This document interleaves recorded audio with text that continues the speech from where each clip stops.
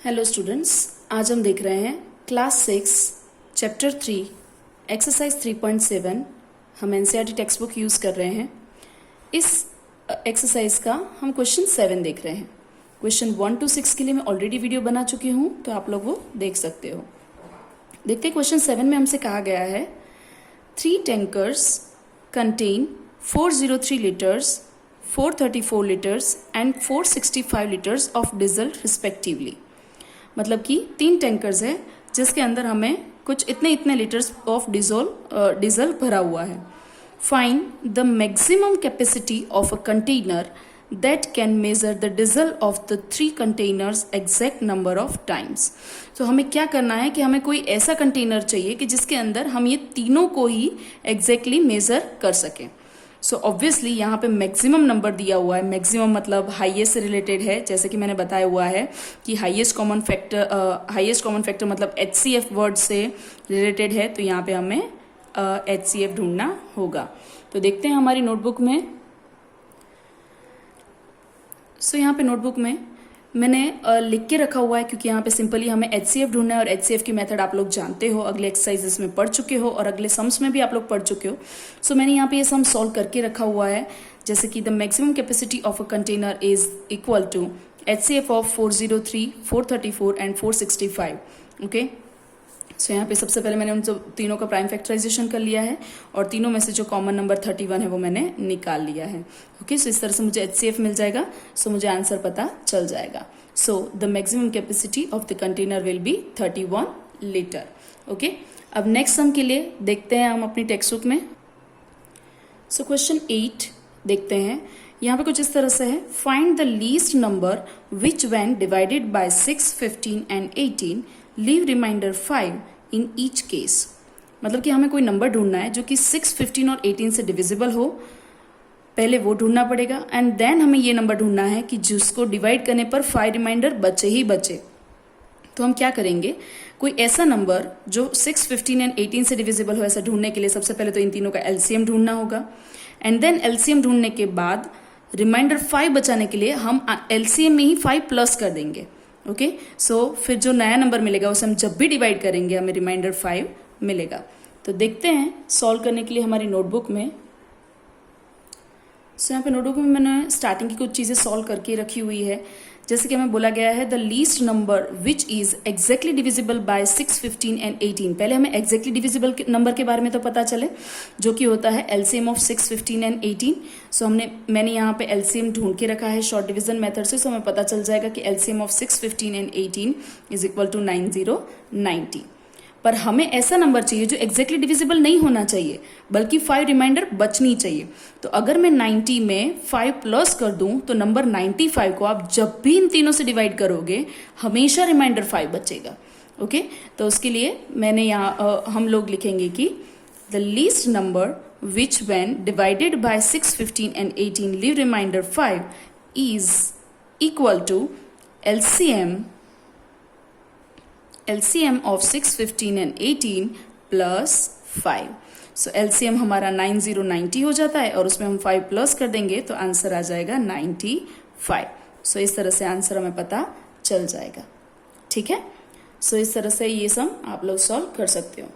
देखते हैं next sum, question number 9। Question 9 text book में रीड करते हैं, find the smallest 4 digit number which is divisible by 18, 24 and 32। मतलब कि हमें स्मॉलेस्ट 4 डिजिट नंबर ढूंढना है जो कि 18 से भी डिविजिबल हो, 24 से भी डिविजिबल हो और 32 से भी डिविजिबल हो। तो सबसे पहले तो इन तीनों से डिविजिबल करने के लिए हमें इन तीनों का LCM ढूंढना होगा। एंड देन LCM 4 डिजिट है या नहीं वो चेक करना है। 4 डिजिट नंबर अगर वो नहीं है, स्मॉलेस्ट 4 डिजिट नंबर वैसे तो 1000 होता है। अगर इन तीनों का LCM 1000 नहीं है, जो कि नहीं आएगा ऑब्वियसली, अगर नहीं आता है तो हमें क्या करना है, उनके LCM जो हमने लिया है उसके हमें मल्टीपल्स ढूंढने हैं और उसका near y equal smallest 4 digit number हमें ले लेना है। मतलब स्मॉलेस्ट मतलब कि हमें जो LCM आएगा उसके मल्टीपल्स ढूंढने हैं और उसमें स्मॉलेस्ट 4 डिजिट मल्टीपल हमारा आंसर होगा। तो देखते हैं हमारी नोटबुक में सॉल्व करते तो आप लोगों को बेहतर समझ में आएगा। सो यहाँ पे क्वेश्चन 9 में हमें सबसे पहले LCM ढूंढना है 18, 24 एंड 32, जिससे हमें पता चले कि ऐसा कौन सा नंबर है जो इन तीनों से एग्जैक्टली डिविजिबल हो। तो जिसके लिए मैंने एलसीएम यहाँ पे ढूंढ के रखा है, जिसका आंसर है 288। लेकिन हमसे कहा गया था कि स्मॉलेस्ट 4 डिजिट नंबर चाहिए।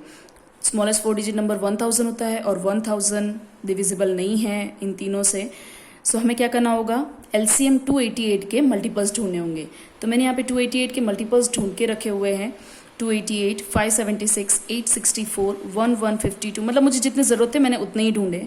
सो उसमें से मुझे स्मॉलेस्ट 4 डिजिट मल्टीपल चाहिए जो कि 1000 के करीब हो और जो कि है 1152। तो मेरा आंसर भी आ जाएगा रिक्वायर्ड नंबर 1152। तो ये एक ऐसा नंबर है कि स्मॉलेस्ट 4 डिजिट है, मतलब ये स्मॉलेस्ट 4 डिजिट नंबर है जो कि इन तीनों से मतलब 18, 24 एंड 32 से डिविजिबल होगा। ओके, सो इस तरह से आप ये सम ट्राई खुद सॉल्व कर सकते हो। आगे देखते हैं क्वेश्चन 10 एंड क्वेश्चन 11। क्वेश्चन 10 में हमसे कहा गया है find the LCM of the following numbers, मतलब कि हमें इन सारे ही नंबर्स के एलसीएम ढूंढने हैं, 9 and 4, 12 and 5, 6 and 5 and 15 and 4। Observe a common property in the obtained LCMs, मतलब इन सबके एलसीएम में कुछ कॉमन प्रॉपर्टी दिखेगी, वो हमें ऑब्जर्व करनी है।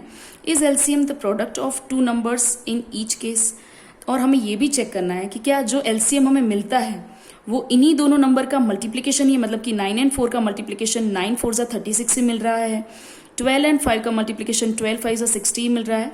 तो देखते हैं, हम पहले एलसीएम ढूंढते हैं। तो देखते हैं नोटबुक में। सो एलसीएम किस तरह से ढूंढते हैं आप लोग जानते हो।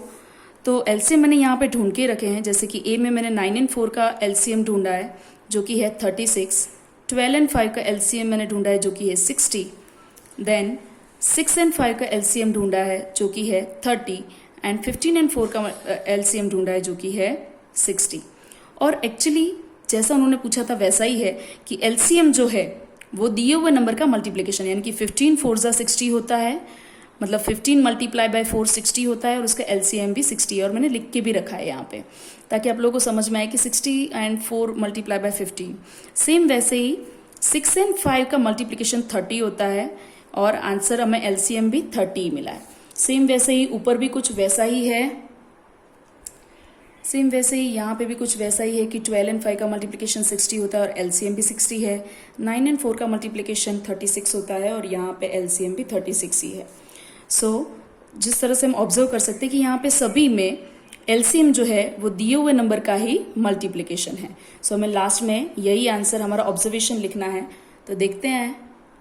सो हमें लास्ट में इस तरह से ऑब्जर्वेशन लिख देना है। So yes, the LCM is the product of 2 number in each case. Okay, तो इस तरह से मेरा ऑब्जर्वेशन हो जाएगा। अब आगे देखते हैं क्वेश्चन नंबर 11 टेक्स्ट बुक में। सो क्वेश्चन नंबर 11 कुछ इस तरह से है, find the LCM of the following numbers in which one number is the factor of the other. यहाँ पे हमें सबके एलसीएम ढूंढने, सेम क्वेश्चन 10 की तरह। यहाँ पे एक नंबर जो है वो दूसरे नंबर का फैक्टर ही है, जैसे कि 5 जो है वो 20 का फैक्टर है, 6 18 का फैक्टर है, 12 48 का फैक्टर है एंड 9 45 का फैक्टर है। What do you observe in the result obtain. और अब तुम्हें सबके एलसीएम ढूंढने के बाद आपको क्या ऑब्जर्वेशन मिलता है वो आपको यहाँ पे बताना है। सो देखते हैं हमारी नोटबुक में। सो यहाँ पे क्वेश्चन 11 में एलसीएम ढूंढने हैं जो कि मैंने ढूंढ के रखे हुए, जैसे कि 5 एंड 20 का एलसीएम हमें मिल रहा है 20, 6 एंड 18 का एलसीएम मिल रहा है 18। सेम वैसे ही 12 एंड 48 का एलसीएम मिल रहा है हमें 48 एंड 9 एंड 45 का एलसीएम मिल रहा है हमें 45। यानी कि ये सारे आंसर देख के हमें ये पता चल रहा है कि एलसीएम जो है वो दिए हुए नंबर में से जो बिगर नंबर है वही हमारा एलसीएम है। सेम वैसे ही 12 एंड 48 में 48 बड़ा है और वही हमारा एलसीएम है। आगे भी ए एंड बी में भी सेम वैसा ही है कि 6 एंड 18 में 18 बड़ा है और वही हमारा एलसीएम है एंड 5 एंड 20 में 20 हमारा एलसीएम है। ओके, तो यहाँ पे हमें पता चल रहा है कि जो बिगर वन नंबर है वही हमारा एलसीएम आ रहा है। तो यही हम अपने ऑब्जर्वेशन में भी लिख देंगे। सो मैंने यहाँ पे अपना ऑब्जर्वेशन लिख के रखा है। So we can observe from all the results that the LCM of the given number in each case is the larger of the 2 number, यानी कि दोनों में से जो बड़ा नंबर है वही नंबर हमारा एलसीएम आता है।